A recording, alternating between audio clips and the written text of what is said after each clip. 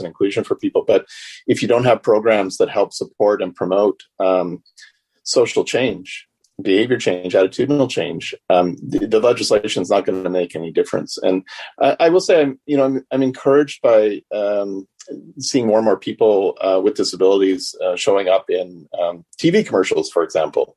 There's often now somebody wheeling through a scene or graphically represented as having a disability in various print materials and things like that. So, I think it kind of starts with simple things like that, where we just see people with disabilities represented in the types of media that we all consume all the time. So what haven't we talked about that we should be talking about? I kind of wanted to say something, Don. You mentioned something about that human connection. That's how I feel really important in my job is connecting people, right? Whether it be, a member to member or peer to peer, or, to our amazing resources and info line. But that sense of human connection can be really lost as a person with disability, especially when you don't have people that are around you, that you connect with, that don't understand, whether you have illness. So sometimes that human connection actually gets lost. And you're right, it is very human to have this.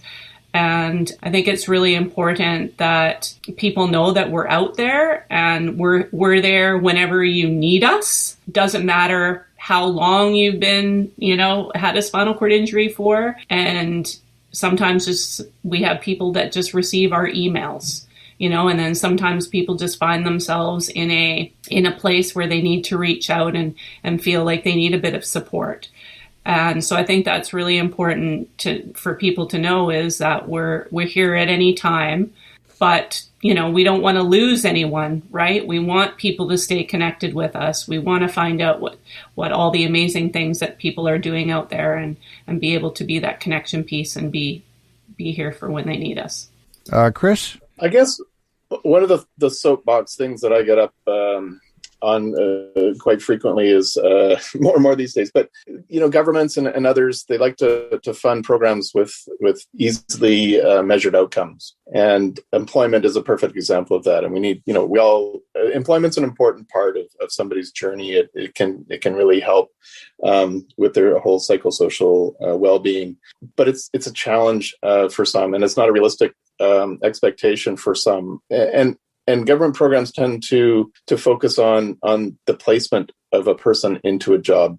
There's a reason why these types of programs haven't really yielded any improvement or success over the last 6 decades, I would say. And it's because they're not focusing on the more core challenges that people face and the barriers. So we need to get people supported in their homes. We need to find them homes. We need to get them supported in their homes. There needs to be programs that support the building of their confidence, of providing technologies and accessible transportation. So there's just so many layers that need to be of investment that need to happen in order for these types of programs to be successful. And I think that the COVID recovery planning is a historic opportunity for our provinces, our country, to invest in infrastructure, invest in programming that really, truly turns the dial on access and inclusion.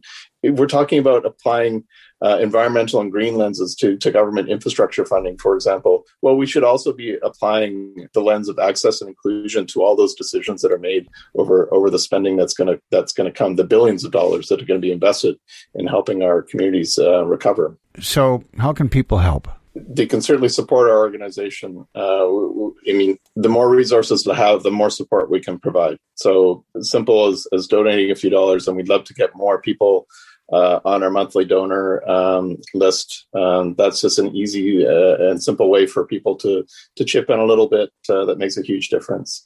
I think, volunteerism is always welcome. It's more challenging right now, obviously, because there's fewer tangible things that people can do, but we certainly welcome that as we go forward. But I think also people can just take the time to better understand what it is to live with spinal cord injury and other types of disability, and not always just be inspired, as Teri said, by the little things that people do, but to think more about access and inclusion in general, and make our communities more welcoming, and increase the participation for everybody. If people want to find out more, they can find you at sci-bc.ca. That's correct. Yes. And more about Teri at terithorson.com. That's right. And Don, I'll put in a plug for our toll-free info line, which is available 9 to 5 days a week. It's 1-800-689-2477. And if anybody has any questions about spinal cord injury or a disability in British Columbia, they're welcome to call that. Yeah. So I hope this was okay for both of you. I really enjoyed it. I applaud the work you do, and hope we can all help. No, very much appreciated, Don. And you asked very insightful questions, and we're really pleased to have this opportunity. No, this is perfect. This is great, Don. Thank you. Okay.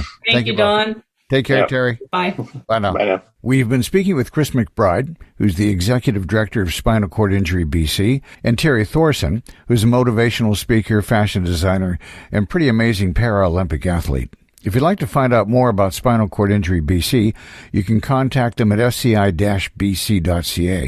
sci-bc.ca, and to find out more about Teri, visit her online at terithorson.com. That's another edition of the Conversation Lab. This radio program and podcast is produced by CFRO-FM in Vancouver's downtown east side.